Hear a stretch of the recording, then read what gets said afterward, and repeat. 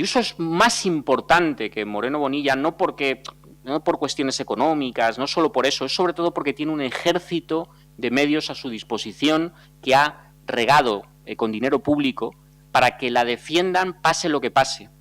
Ayuso es la cara visible de un sector que lo que pretende, y lo digo ya claramente, es la involución reaccionaria de España. Es el momento en que los jueces, justo después del confinamiento, empiezan a adaptar una serie de casos, los cuales no tienen ningún recorrido judicial, no van a tener una sentencia, pero que permiten, mediante los procesos, que existan una serie de consecuencias políticas, siempre que además una prensa afín adquiera y dé relevancia a estos casos, ¿no? Es un cambio fundamental.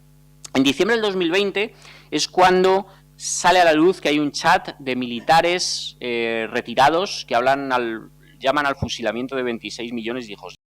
Y resulta que José Ignacio Domínguez, en hora 25, el histórico militar de la UME, la Unión Militar Democrática, dice: ha habido un movimiento para el pronunciamiento militar. Ellos aspiran a que haya una dictadura. Empezaron a tratar de movilizar al resto de las promociones del aire y contactaron con las de tierra.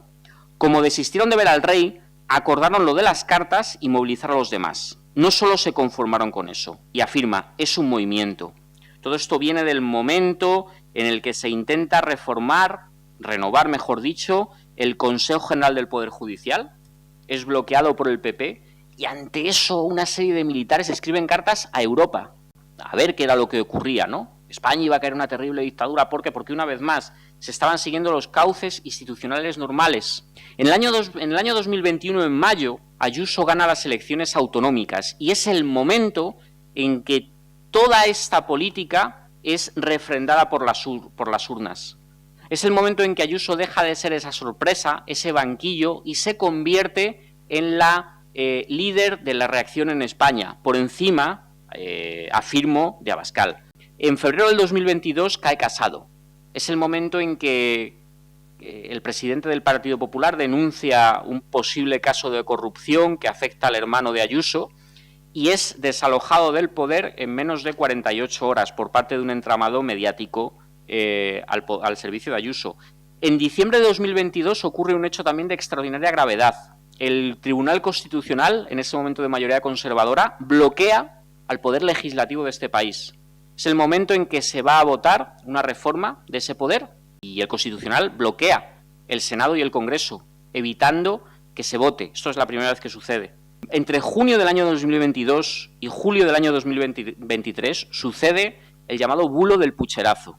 Y básicamente consiste, y esto es muy interesante, en cómo el Partido Popular, a partir de junio de 2022, con insistencia por boca de González Pons, lanza la idea de que algo oscuro se está preparando para alterar las elecciones del año que viene.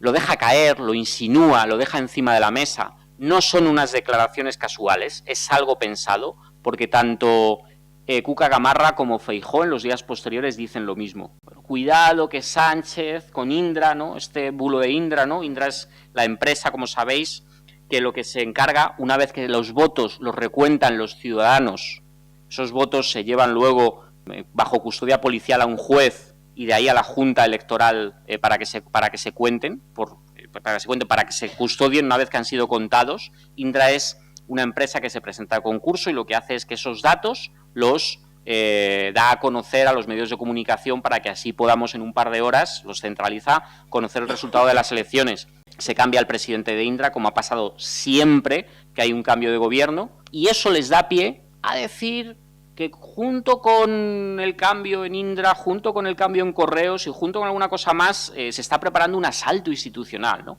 Claro, ¿cuál es la cuestión? Esto es muy interesante. En todo este año, esto que el Partido Popular desliza, luego llegan por debajo los Javier Negre y compañía y mediante sus herramientas digitales, estos ya directamente hablan de Sánchez va a dar un golpe de Estado en España.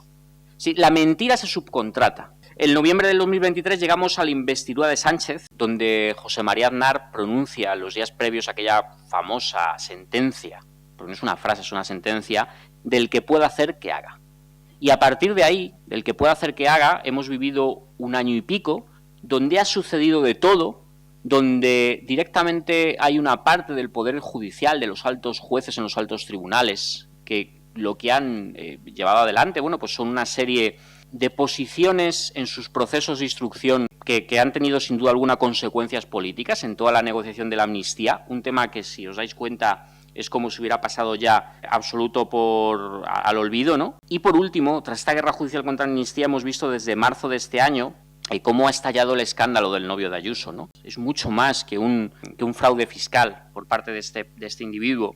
Vemos que este escándalo, que alguien directamente de fraude a Hacienda, acaba convirtiéndose unos meses después en un caso contra el fiscal general del Estado, ¿no? Esta es la capacidad que determinado instrumento tienen, ¿no?